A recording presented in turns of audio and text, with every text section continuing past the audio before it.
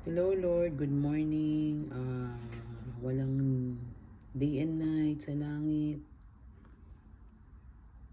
Naiisip ko ito on and off. Sa loob ko nakikipag-usap ako sa inyo. Pero parang syempre gusto ko rin i-video. Thank you sa blessing na ibinigay niyo sa amin, Lord. Thank you for the past weeks, months, or since the last time na nag-video ako. Thank you sa birthday ni tatay, sa Mother's Day. Thank you for your grace and protection. For protecting my mother doon sa collapse siya. Si tatay din.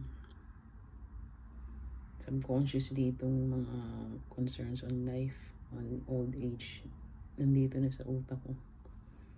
And thank you for my job, Lord. I pray that continue to take care of this job that's sustaining my family. At the same time, malaman ko din yung purpose ko, yung mga concerns ko sa life after death.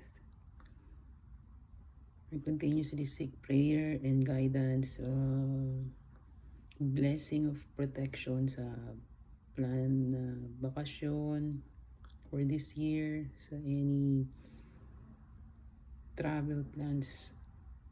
I pray for Elmer's mother, si Senyora, yung mga kapatid niya. Kahit may emote ako dun sa dalawa, hindi naman medyo kasi hindi ko naman kasama sa bahay.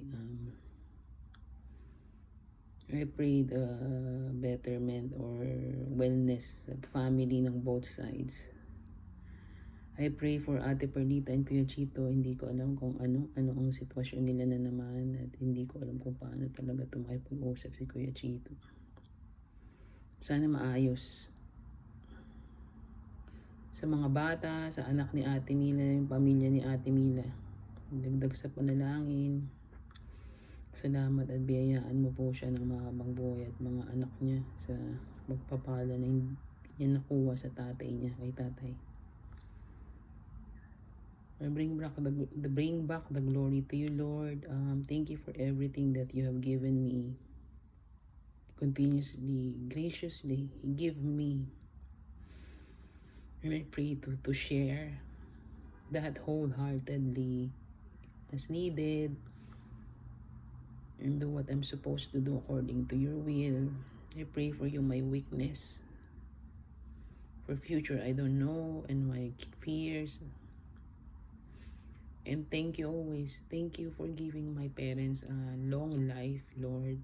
Sometimes pag nagdadasal pa ulit, kung ganun, gusto pa rin extension. Kung I just pray for them happiness and joy in this sunset.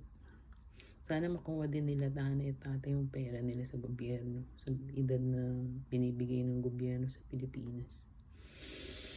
Marami pong salamat, Panginoon. Amen.